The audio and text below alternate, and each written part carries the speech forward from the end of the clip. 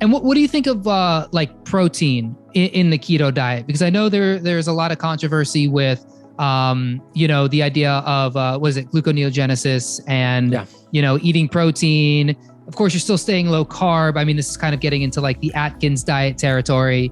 But the protein can break down into glucose. How do you approach that?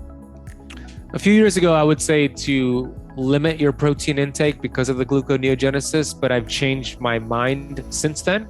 Now I believe protein should be the focus on your keto approach. Maybe not in the first 7 to 14 days because you're doing that 2-2-2-2 rule and getting those fats. But after you're in ketosis, protein should be the focus at all of your meals. Yes, there's gluconeogenesis. However, it's not enough to kick most people out of ketosis. It'll just refill your glycogen stores.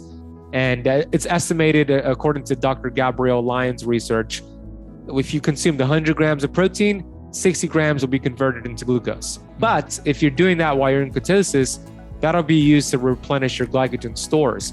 So it's not really an issue. And then if you look at the insulin response from protein, it does spike insulin, but it spikes a phase 2 insulin response, which is much less than a phase 1 like you get from carbohydrates. So that's not an issue as well.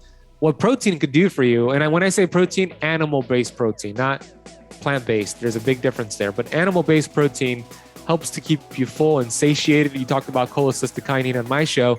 It activates cholecystokinin, it activates leptin, it activates peptide YY. These all signal to you you're full, stop eating.